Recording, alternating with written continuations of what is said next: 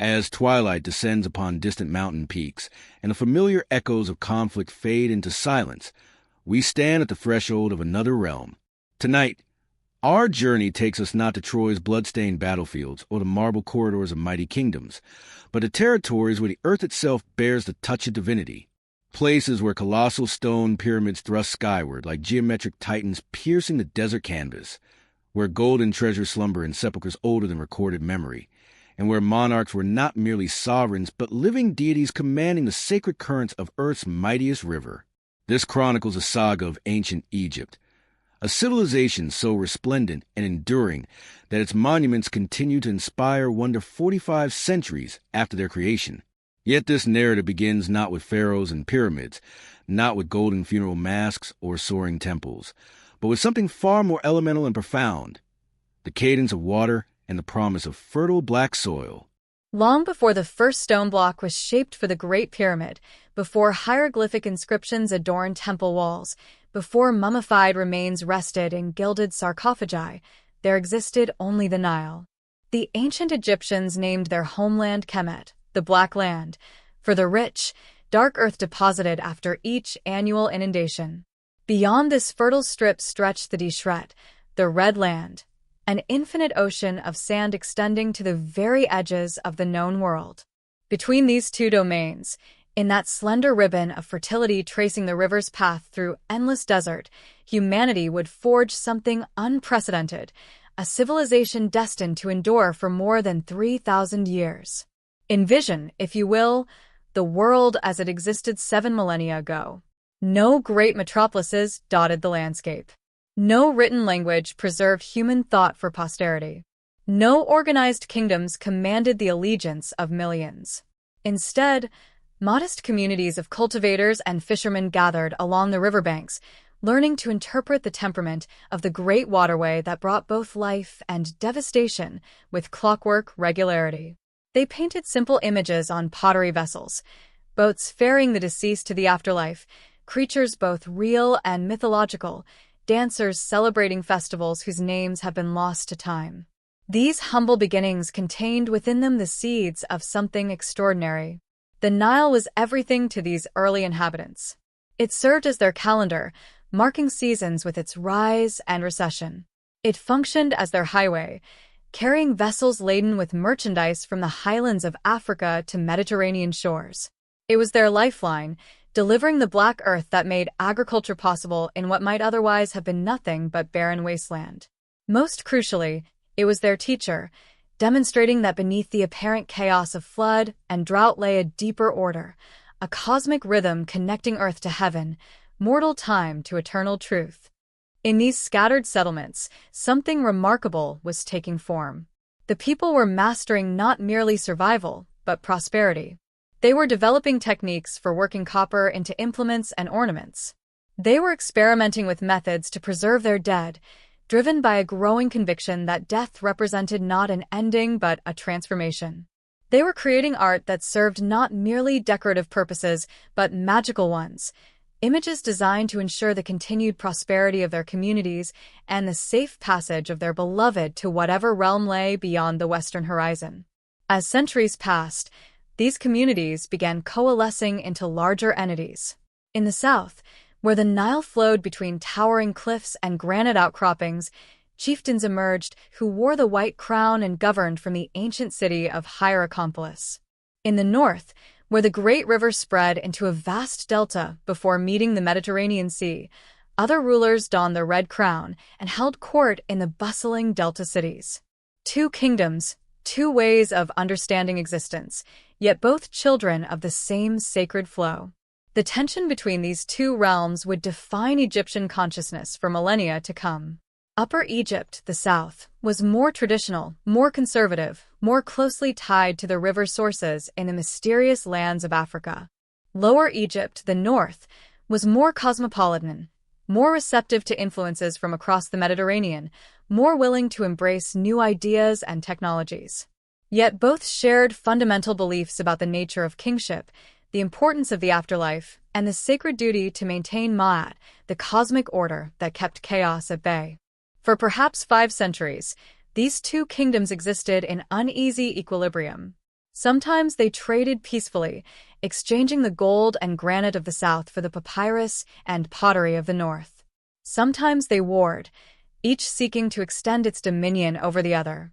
But always they remained separate, divided not just by geography, but by different approaches to fundamental questions of how society should be organized and how divine will should be interpreted. Then came the king whose name reverberates through history like thunder across water, Narmer, whom the Greeks would later call Menes the Unifier. Around 3100 BCE, this southern ruler launched a campaign that would transform the world forever. We see him on his victory pallet, one of humanity's earliest historical documents carved in stone to commemorate his triumph. There stands Narmer in the white crown of Upper Egypt, striking down his enemies. There appears Narmer in the red crown of Lower Egypt, master of both lands. The unification was not merely political, it was cosmic. For in joining the two lands, Narmer became something unprecedented in human history, a divine king, a living god who embodied the harmony of opposites. This moment, when the two crowns were united upon a single head, marks the true beginning of Egyptian civilization as we know it. At Memphis, where the two kingdoms met at the junction of valley and delta, Narmer established his capital. Here rose a city that would endure longer than Rome, longer than Babylon, longer than any other seat of power in the ancient world. Memphis became the heart of the realm, the place where north met south, where the administrative genius of the pharaohs first took shape. With unification came an explosion of human creativity and organizational power that seems almost miraculous. Within centuries of Narmer's conquest, the Egyptians had developed one of the world's first writing systems, hieroglyphs, sacred carvings that could capture not just practical information but poetry, prayer, and philosophy. They created a calendar based on the flood cycle and the movement of celestial bodies, dividing the year into 12 months of 30 days each, plus 5 sacred days, when the gods themselves were said to have been born. The early pharaohs of the first and second dynasties established the template of divine kingship that would endure for millennia. They were not merely rulers but cosmic forces responsible for maintaining the balance between order and chaos, civilization and wilderness, life and death. When they died, they did not simply perish. They were transformed, joining the sun god Ra on his eternal journey across the sky. This understanding of kingship profoundly shaped every aspect of Egyptian life. The pharaoh was Horus, the falcon god, while he lived, and became Osiris, ruler of the dead, when he died. His every action was freighted with cosmic significance. His health affected the health of the land. His righteousness ensured the proper rise of the Nile. His wisdom kept the forces of chaos from overwhelming the ordered world that civilization had created. The tombs grew larger, more elaborate, reflecting not vanity, but profound religious conviction. At Saqqara, near Memphis, royal mastabas, bench-shaped monuments of mud, brick, and stone, housed not just the king's body but everything he would need in the afterlife: food, furniture, even servants who were sometimes buried alive to accompany their master into eternity. These early dynasties established the rhythms of Egyptian civilization: the annual flood that brought both renewal and anxiety, the careful recording of grain harvests and tax collections, the elaborate festivals that honored the gods and reinforced the pharaoh's sacred authority. The bureaucracy that would become legendary for its efficiency began to take shape. Scribes trained in the complex art of hieroglyphic writing formed the backbone of the state. They recorded everything: the height of the flood, the amount of grain in royal storehouses, the names of officials and their duties. Egypt became perhaps the world's first truly literate civilization, where the written word carried the power of divine decree. Trade networks extended up the Nile into Nubia, bringing gold, ivory, and exotic animals to the royal court. Eastward, they reached into the Sinai Peninsula for turquoise and copper. Northward across the Mediterranean, they established contact with the emerging civilizations of Mesopotamia and Anatolia. Egypt was no isolated kingdom but a confident power reaching out to touch the known world. The gods multiplied and organized themselves into a coherent pantheon. Ra, the sun god, supreme but distant. Ta, the creator god of Memphis, patron of craftsmen. Thoth, the ibis-headed god of wisdom and writing. Hathor, the cow goddess of love and music. And overseeing all, the concept of Ma'at, not just a goddess but a principle, the divine order that kept the universe functioning, that separated civilization from chaos, that made Egypt what it was. Religious festivals marked the year's passage. The Opet festival, when Ammonius traveled from Karnak to Luxor, would not emerge for centuries yet, but already the Egyptians understood that the gods needed to journey, to be seen, to interact with their worshippers. The said festival, where the pharaoh renewed his divine power, may have begun in these early centuries, a ritual death and rebirth that allowed rulers to reign for decades while remaining eternally young in cosmic terms. Art found its distinctive style early, the formal, hieratic approach that would characterize Egyptian sculpture and painting for 3 millennia. Figures stood in eternal poses, men with left foot forward, women with feet together, both facing forward while their heads turned in profile. This was not primitive technique, but sophisticated theology made visible. Egyptian art aimed not to capture a moment, but to ensure eternity. The concept of the afterlife, which would become central to Egyptian civilization, began to take its final form. Death was not ending but transformation, not departure but journey to a realm where the deserving could live forever in perfect happiness.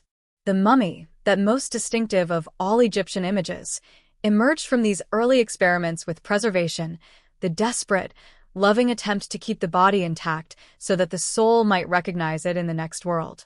In the royal workshops of Memphis, craftsmen perfected techniques that would endure for millennia. They learned to work gold into intricate jewelry, to carve ivory into delicate figurines, to shape stone with a precision that spoke of divine inspiration. The Narmer palette itself demonstrates this artistic mastery, every figure precisely carved, every symbol carefully placed, creating not just a record of victory, but a magical object that would ensure the king's triumph throughout eternity. The early pharaohs understood something profound about power. It must be both seen and felt, both earthly and cosmic. Jur, a king of the first dynasty, created elaborate funeral arrangements where hundreds of retainers were buried alongside him, their bodies arranged in neat rows around his tomb like sleeping courtiers attending their master's eternal rest. These were not acts of cruelty, but expressions of cosmic order. In death, as in life, the pharaoh remained the center around which all else revolved. The Nile itself became codified, measured, predicted. Priests at Memphis began keeping careful records of the flood's height, noting which years brought prosperity and which brought famine. They discovered the river's secret rhythm, that it rose not according to the vagaries of weather, but in harmony with the stars themselves. When Sirius, the dog star, appeared on the eastern horizon just before dawn, the flood would follow within days. Here was proof that heaven and earth moved in concert, that the gods themselves orchestrated the annual rebirth. Language itself became sacred. The hieroglyphs that began as simple pictograms, a bird for a bird, a house for a house, evolved into something far more sophisticated, a writing system that could capture not just objects but ideas, sounds, abstract concepts. The scribes discovered that symbols could represent not just what they showed but what they sounded like, and thus began the complex interplay of ideograms and phonograms that would make Egyptian writing both beautiful and bewilderingly complex. These early scribes, trained in schools attached to temples and palaces, became Egypt's memory keepers. They recorded not just the practical affairs of state, but the wisdom of the ages, instructions for proper conduct, hymns to the gods, stories of heroes and monsters. The instruction of Tahotep, though written later, preserves wisdom that surely echoes back to these earliest literate generations. Be skilled in speech, so that you will succeed. The tongue of a person is their sword, and effective speech is stronger than all fighting. Language itself became sacred. The hieroglyphs that began as simple pictograms, a bird for a bird, a house for a house, evolved into something far more sophisticated, a writing system that could capture not just objects but ideas, sounds, abstract concepts.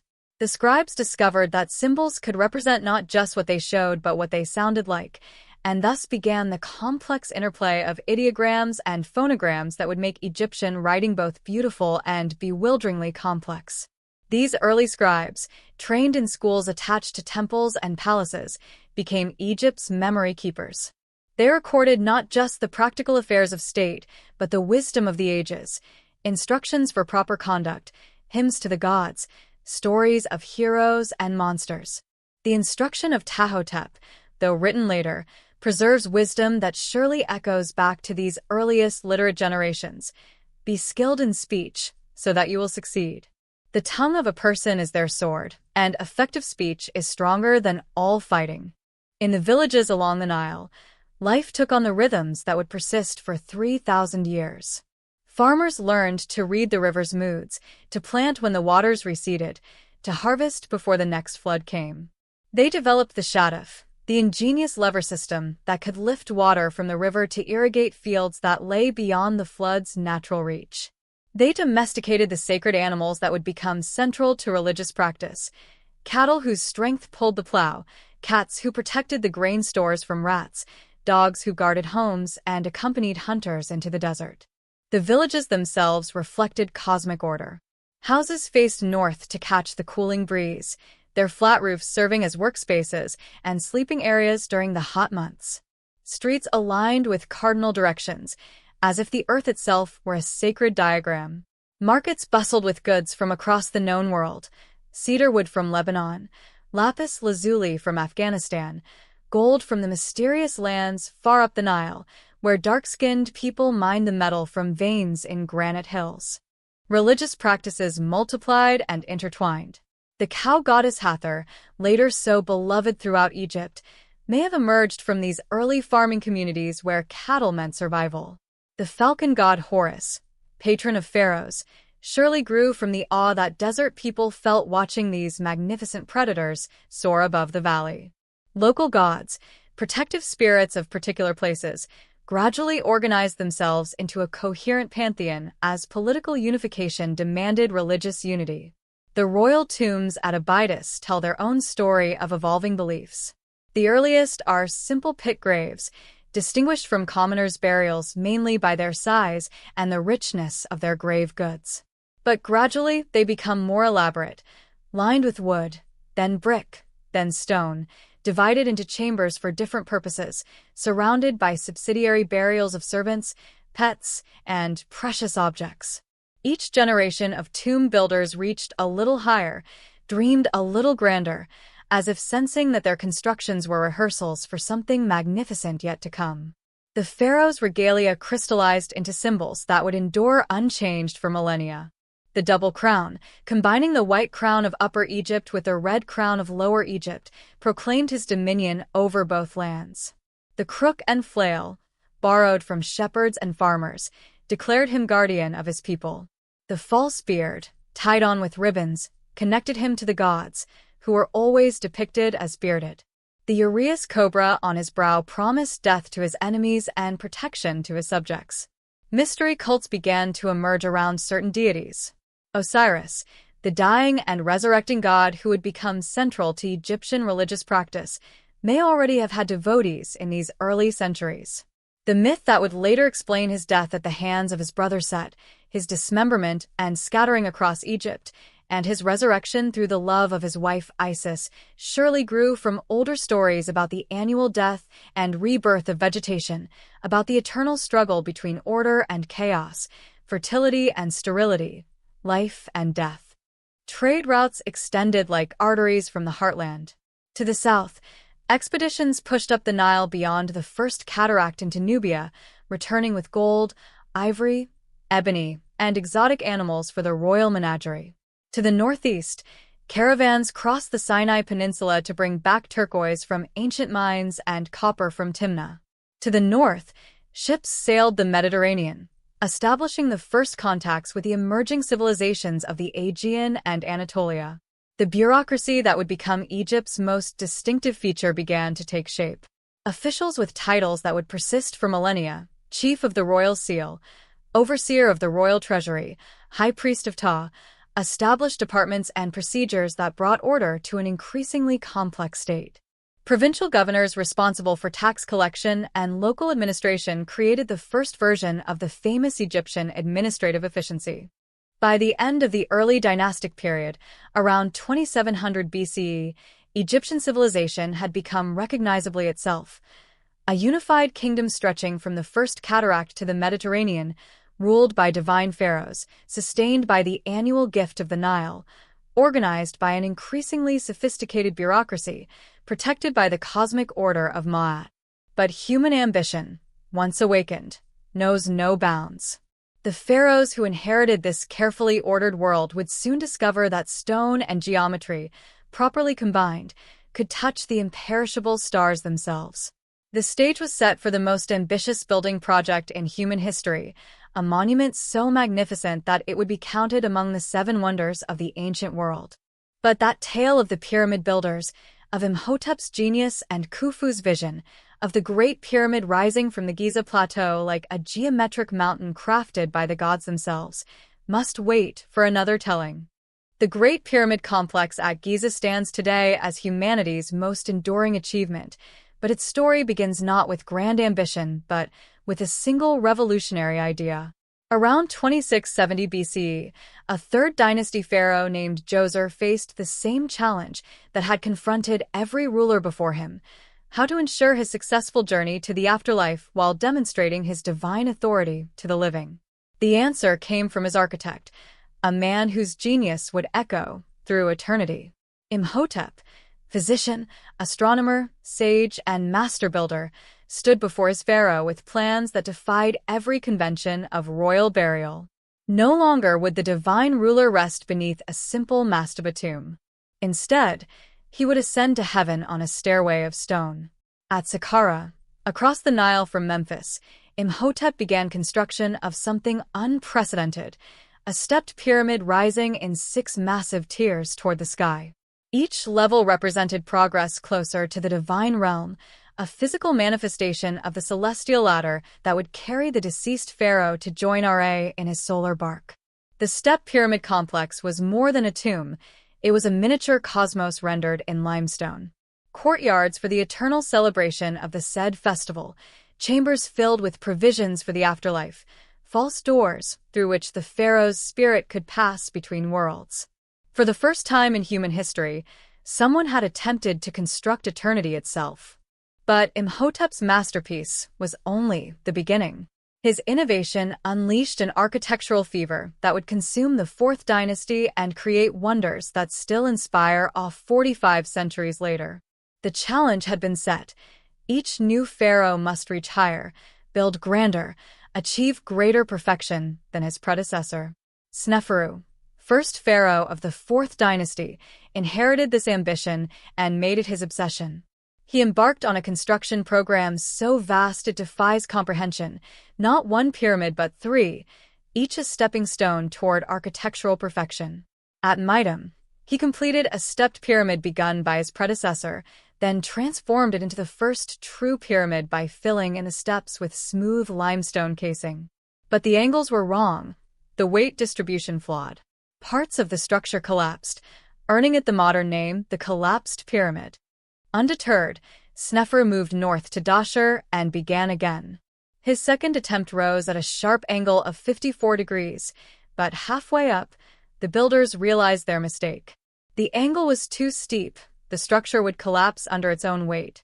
They changed course mid-construction, reducing the angle to 43 degrees, creating the distinctive bent profile that gives the bent pyramid its name. Still not satisfied, Sneferu commissioned a third pyramid at Dashur, the Red Pyramid, named for the reddish limestone of its core. Here, finally, the builders achieved perfection.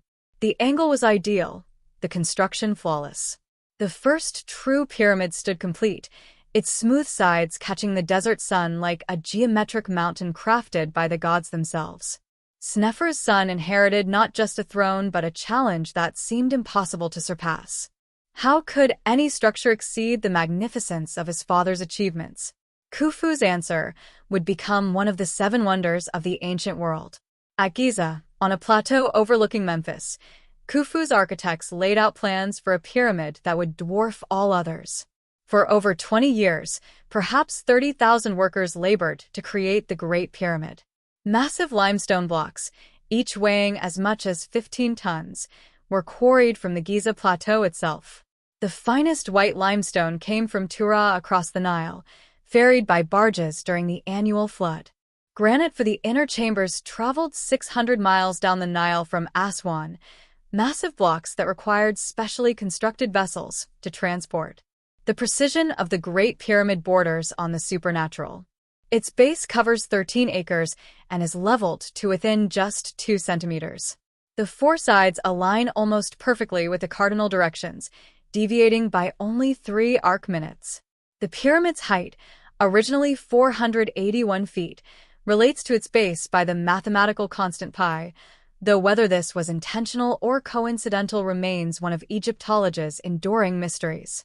Inside, the architects created a complex of chambers and passageways that speaks to both practical needs and cosmic symbolism. The descending passage plunges into the bedrock toward an unfinished subterranean chamber, perhaps the original burial site abandoned when plans changed. The ascending passage leads to the Grand Gallery, a soaring corridor with a corbelled ceiling that ranks among the masterpieces of ancient architecture. At its end lies the King's Chamber, constructed entirely of red granite and housing a massive sarcophagus that was placed there during construction, too large to fit through the passages once the pyramid was complete. Snefer's son inherited not just a throne but a challenge that seemed impossible to surpass. How could any structure exceed the magnificence of his father's achievements? Khufu's answer would become one of the 7 wonders of the ancient world. At Giza, on a plateau overlooking Memphis, Khufu's architects laid out plans for a pyramid that would dwarf all others. For over 20 years, perhaps 30,000 workers labored to create the Great Pyramid. Massive limestone blocks, each weighing as much as 15 tons, were quarried from the Giza Plateau itself. The finest white limestone came from Tura across the Nile, ferried by barges during the annual flood.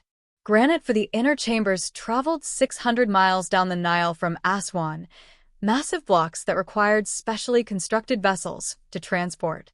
The precision of the Great Pyramid borders on the supernatural. Its base covers 13 acres and is leveled to within just 2 centimeters. The 4 sides align almost perfectly with the cardinal directions, deviating by only 3 arc minutes.